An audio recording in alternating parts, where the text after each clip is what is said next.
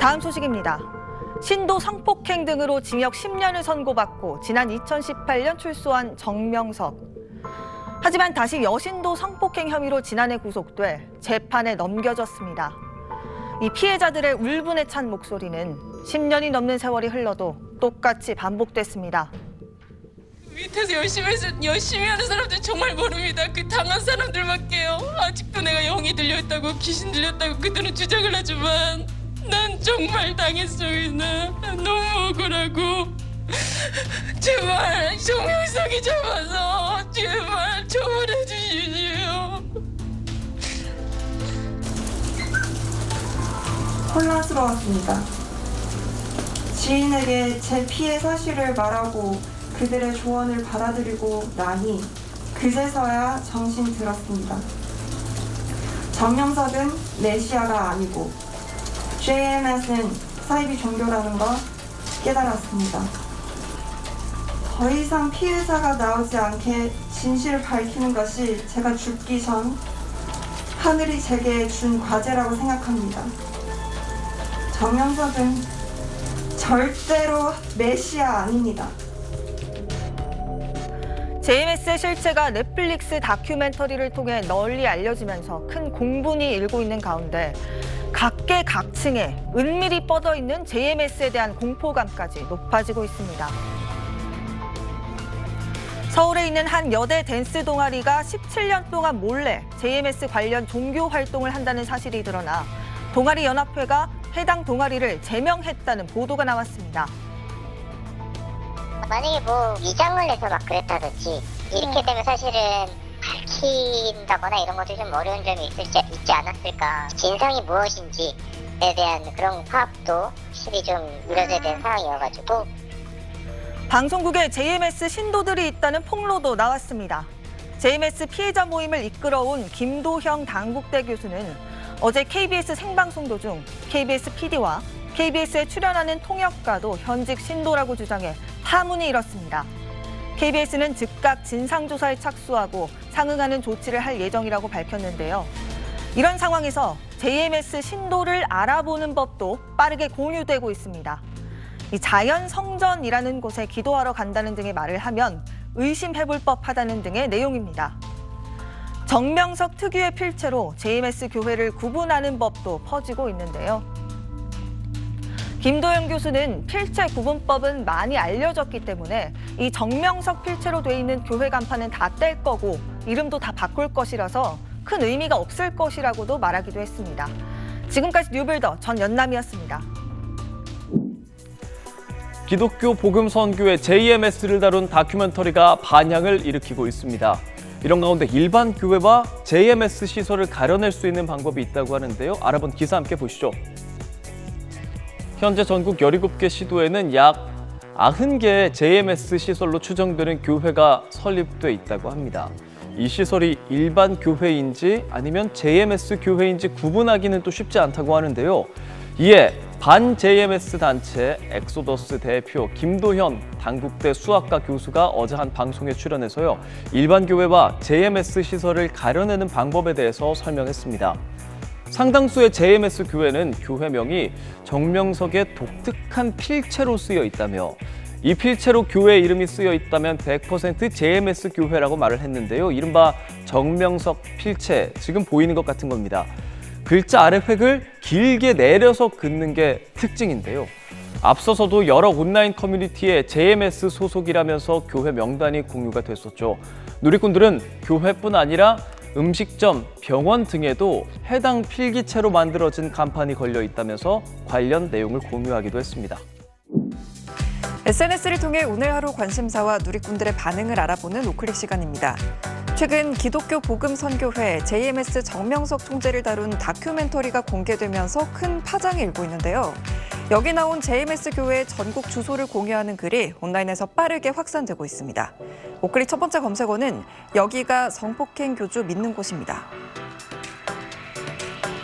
최근 여러 온라인 커뮤니티에 다큐멘터리 나는 신이다에 나온 JMS 전국교회 주소란 제목으로 피해자 카페에 올라온 글이 퍼지고 있습니다.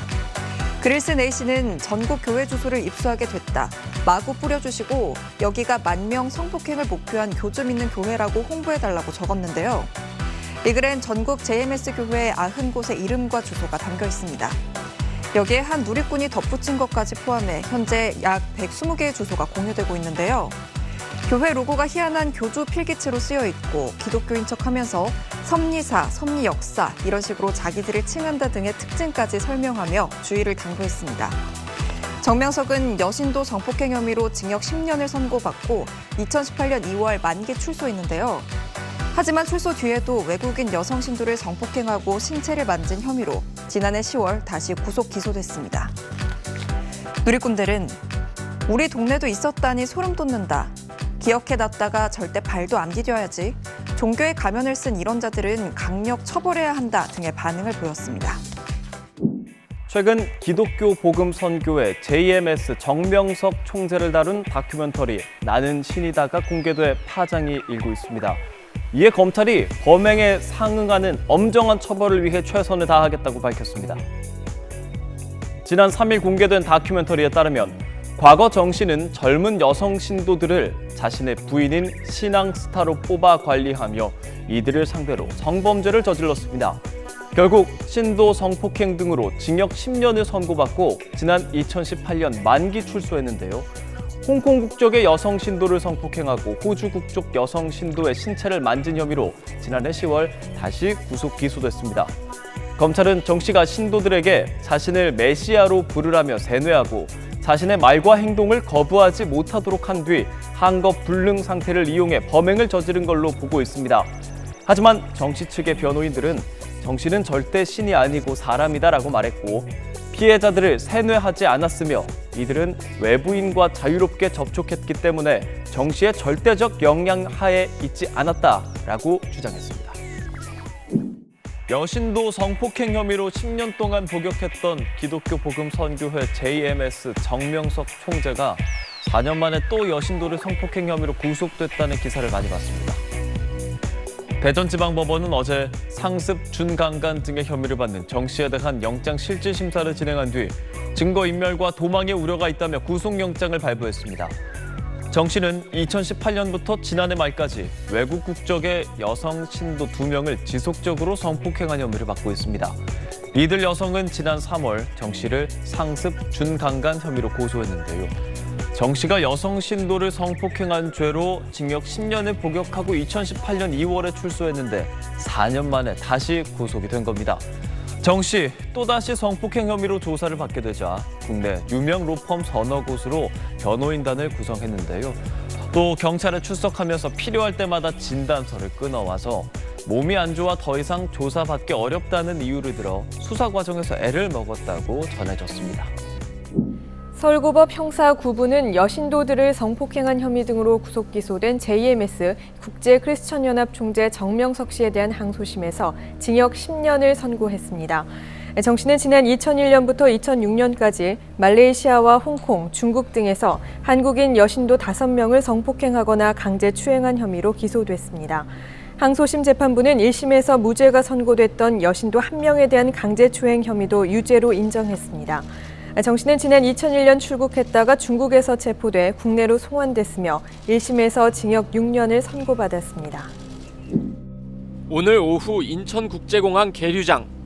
남색 모자를 쓰고 흰 마스크로 얼굴 전체를 가린 남성이 수사관들에게 둘러싸인 채 서둘러 준비된 차량으로 이동합니다. 9년 전인 1999년 여신도들을 성폭행한 혐의 등으로 경찰이 내사에 들어가면서 해외로 출국했던 JMS 교주 정명석 씨입니다. 정 씨는 출국한 뒤 10년 가까이 타이완과 홍콩, 중국 등지를 돌며 도피 생활을 계속했습니다. 인터폴의 적색 수배자 명단에 오르기도 했던 정 씨는 중국 안산시에서 또다시 한국인 JMS 여신도를 성폭행한 혐의로 지난해 5월 중국 공안당국에 체포됐습니다. 한국 정부는 중국 정부에 정 씨에 대한 범죄인 인도 청구를 했고 중국 정부가 지난해 말 이를 받아들여 오늘 송환된 겁니다. 정 씨의 입국 소식에 공항 입국장에는 JMS 신도 1,500여 명이 몰려와 정 씨를 기다렸습니다. 경찰은 정명석 교주 반대 모임 측과 충돌을 우려해 공항 개항일에 가장 많은 경비병력 8개 중대 700여 명을 배치하는 등 긴장감이 감돌기도 했습니다. 최근 피해자들을 불러 진술 내용과 처벌 의사를 다시 확인한 검찰은 이틀 안으로 구속영장을 청구할 방침입니다. SBS 이강입니다. 정명석 씨가 현재 수감돼 조사받고 있는 것으로 알려진 중국의 공안청사입니다. 정 씨는 지난 1일 베이징에서 체포된 뒤 이곳으로 압송돼 조사를 받고 있습니다. 법무부는 정 씨가 그동안 묵비권을 행사해 신원 확인에 어려움이 있었지만 정 씨 이미 최종 확인됐다고 밝혔습니다. 이에 따라 즉시 정 씨의 국내 송환 절차에 들어갈 예정입니다. 그러나 정 씨가 현지에서 다른 범죄를 저질렀을 가능성도 높아 국내 송환에는 시간이 오래 걸릴 것으로 보입니다. 형을 먼저 집행을 하고 정명석 씨를 한국에 인도를 할 것인지 아니면 형을 집행하지 않고 정명석 씨를 인도할 것인지는 지금 그로서 분명치 않지만 곧바로 정명석 씨를 우리나라에 인도받기는 좀 어려운 상황입니다. 정 씨는 지난 1999년 여신도 성폭행과 공금 횡령 등의 혐의로 수사당국의 추적을 받자 해외로 도피했습니다. 이후 8년 동안 타이완과 일본, 중국 등을 옮겨다니며 경찰의 수사망을 피해왔습니다. 그러나 이런 도피 생활 와중에도 지난 2001년 타이완, 지난 2002년에는 일본의 여성을 성폭행했다는 의혹을 받고 있습니다.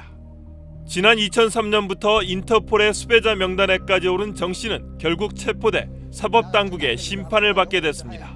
SBS 유용수입니다. 국정원 직원이 JMS 교주 정명석 씨에게 수사 기밀을 누설했다가 적발돼 해임된 사실이 뒤늦게 밝혀졌습니다. 또 정 씨에게 수사 내용을 알려줬다는 혐의로 고발된 현직 검사는 최근 검찰의 서면 조사를 받은 사실도 확인됐습니다. 국회 법사위 선병렬 의원은 국정원 직원 윤모 씨가 정 씨에게 수사 기밀을 누설하고 반 JMS 단체 회원 김모 씨의 출입국 관련 자료를 넘긴 혐의가 국정원 자체 조사 결과 확인됐다고 주장했습니다. 선 의원은 또 서울 북부지검 소속 검사가 정 씨에게 수사 내용을 알려주고 법적 대응 방법까지 정리해 정 씨에게 보고했다는 내용으로 검찰에 고발된 사실을 공개했습니다.